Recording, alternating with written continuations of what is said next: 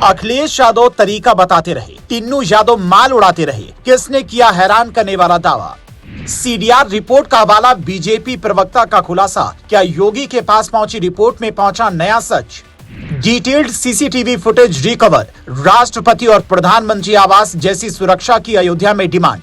राम मंदिर चंदा चोरी के आरोपी और चंपत राय के ड्राइवर टिन्नू यादव का अखिलेश यादव से क्या नाता है? पुलिस ने टिन्नू यादव की जो सीडीआर रिपोर्ट खंगाली, क्या उसमें अखिलेश यादव का भी नंबर दिखा है? यह सवाल बीजेपी प्रवक्ता अजय आलोक के दावे के बाद से अयोध्या से दिल्ली तक गूंजने लगा। ये न्यूज 18 की रिपोर्ट है, जो अजय आलोक के हवाले से दावा करता है कि अखिलेश यादव और टिन्नू यादव के बीच में कई बार फोन पर बातचीत हुई। जैसे जैसे इस मामले की परत खुलेगी, देश को पता चल जाएगा कि इसके पीछे कौन लोग हैं। अभी कई और खुलासे होने बाकी हैं। हालांकि समाजवादी पार्टी ने इन सब पर अब तक कोई प्रतिक्रिया नहीं दी है, जबकि न्यूज 18 संतों के हवाले से दूसरी रिपोर्ट में ये भी हेडलाइन लिखता है कि अखिलेश यादव इल्म यानी तरीका बताते रहे और टिन्नू यादव माल उड़ाते रहे। पर इन बातों में कितनी सच्चाई है, इसकी पुष्टि हम नहीं करते, क्योंकि ये मामला आस्था से जुड़ा है। सपा राज में राम भक्तों के साथ पहले क्या हुआ था, उसकी याद योगी लगातार कई दिनों से दिला रही हैं। योगी की ये आदत शुरू से रही है कि वो हर मुद्दे पर खुलकर बोलते हैं। अगर इस केस में ऐसा कोई खुलासा हुआ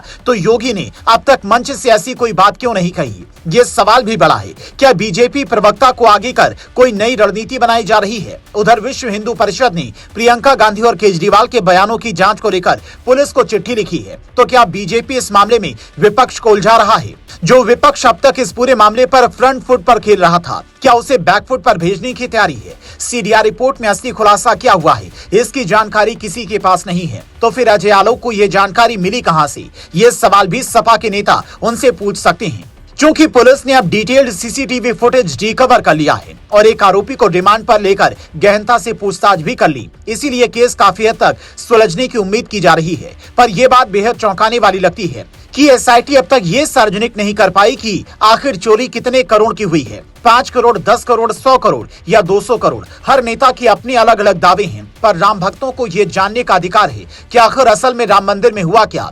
खुलासा तो ये तक हुआ कि आरोपी मोजे में छिपाकर कैश ले जाते थे। पहले बाथरूम में पैसा छिपाते, फिर उसे बाहर लेकर जाते। खुद चंपत राय भी ये कह चुके हैं कि हमारे साथ में धोखा हुआ है। टिन्नू यादव से ऐसी उम्मीद नहीं थी। फिर टिन्नू यादव को आदेश कौन दे रहा था? बीजेपी के पूर्व सांसद ब्रजभूषण शरण सिंह कहते हैं, राम मंदिर की सुरक्षा व्यवस्था राष्ट्रपति और प्रधानमंत्री के आवास की तरह होनी चाहिए। फिलहाल वहां की सुरक्षा में एनएसजी कमांडो तैनात हैं। सुरक्षा में कोई कोर कसर सरकार ने छोड़ी नहीं है, लेकिन जो ट्रस्ट है उस पर सरकार के पास लिमिटेड शक्तियां हैं। ट्रस्ट के पास कई पावर हैं। ये खुलासा एक आरटीआई के जरिए 2 साल पहले जब हुआ तो टेलीग्राफ ने अपनी रिपोर्ट में इसका जिक्र किया था। यानी ट्रस्ट अपने फैसले स्वयं ले सकता है। फिर सवाल जब ट्रस्ट पर उठे तो फैसला कैसे होगा? टिन्नू यादव का और कौन कौन मददगार, इसकी पूरी जांच जब तक नहीं होती कुछ कहना मुश्किल है।